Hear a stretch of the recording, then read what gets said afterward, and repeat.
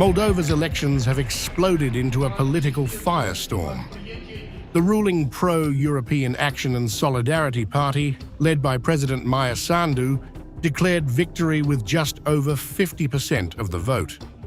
But opposition parties called the result a fraud and refused to recognize the outcome. That was the most dirty campaign in the history of Moldova. I would say that there are no words to describe what has happened yesterday and before the election day. For sure, as it was already stated by Mr. Ilanshor, our leader, we don't recognize these elections.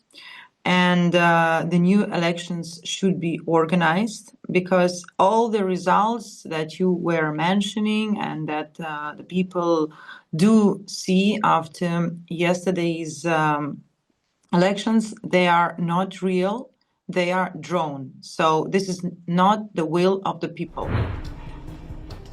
Tauber accused election authorities of rigging the process, claiming the Central Election Commission's website was deliberately shut down so results could be manipulated overnight. And that's why yesterday all of us have seen that the website of the Central Electoral Commission was not working all the time, and that is why they needed so much time until morning in order to announce the official results, because they were working on them. These authorities are not going to listen to anyone. They are listening only to their European bosses, and they don't care at all about the interests of Moldovans and what they are talking about and what they need. So what we can do is to win the next elections and just to start the new story of Moldova. The opposition leader went further, branding Moldova a colony of Europe.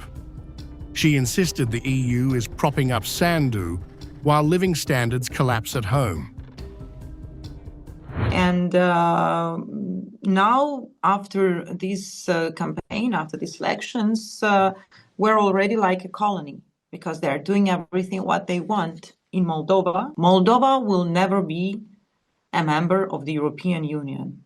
And our citizens, our Moldovans should understand it, that it was, again, an electoral campaign. And the promise is just to get the votes from the people that are considering this vector, this way, as the right one.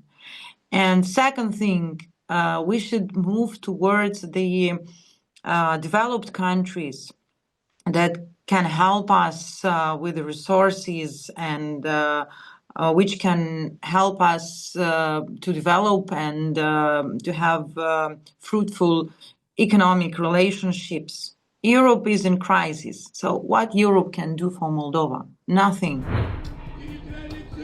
In Chisinau, thousands rallied outside Parliament, waving flags and chanting slogans. Former President Igor Dodon warned the government not to treat Moldovans as if they were expendable. You ruling party PIAS, Party of Action and Solidarity, cannot treat the people like a herd. That won't do. Don't rejoice too soon.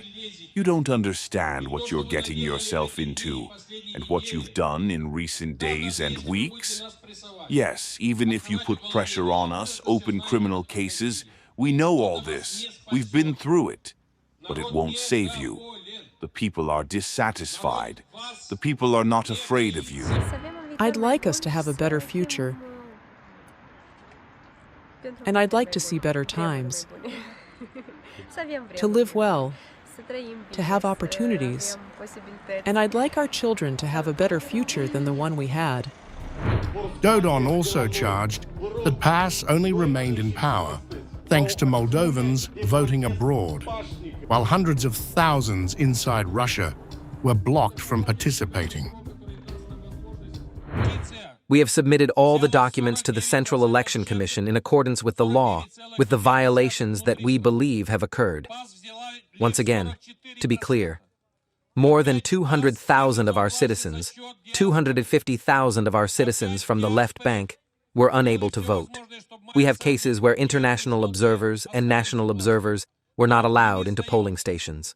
We have reported all these violations to the Electoral Commission. My children, grandparents, and we were born here. And if anyone doesn't like it, let them go to America. What do you hope to achieve with this protest? We want them, PS, to leave Moldova and go abroad. They are not ours. They are strangers to us. On the ground, ordinary citizens express despair at the country's worsening poverty and collapsing healthcare. Pensioners say survival has become impossible. This is not life. It is torture for the ordinary people, like us. For example, I have a pension of 2,000 lei, $120, and I have worked for 35 years. How can I live on 2,000 lei? How is it possible to live? I'm a pensioner. I have so many health problems. I've had so many operations. I don't have enough for anything. I have to go to the hospital tomorrow. I need money. They demand money everywhere. 2,000 lei. How can I live? How can I live? Please tell me. What are your expectations? I'd like to have peace and tranquility in the country. These are the main things. Will they deliver? I hope they will. Amid the anger, opposition politician Vasile Talev denied his Future of Moldova party had Kremlin backing, pushing back against allegations of Russian interference. Russian Federation was involved in elections in Moldova. Why? I don't know, you need to ask them, whoever you consider. Me and them had no collaboration, and I have no collaboration. Did you receive money from Russia? No, I received money from Romania, from some friends. Moldova is part of 2 international agreements. It is a member with full rights of CSI, Community of Independent States, and also a candidate for joining the EU. We must keep these 2 agreements. We must analyze and negotiate and straighten them, and maintain independence, sovereignty, and neutrality of Moldova and the well-being of the population. Yet the demonstrations revealed Moldova's split. Some denounced Sandu's victory as a betrayal, while others welcomed it as a step toward Europe. I'm very happy with the result of the elections, and I'm happy that we have a European future. With rival protests, legal appeals, and dueling visions of Moldova's future, the elections have deepened the country's divide. To Europe, Sandu's win is proof of Moldova's westward march. To the opposition, it is a stolen victory orchestrated from abroad. Landlocked between Romania and war-torn Ukraine, Moldova now finds itself on the fault line of a larger geopolitical struggle, with its fragile democracy hanging in the balance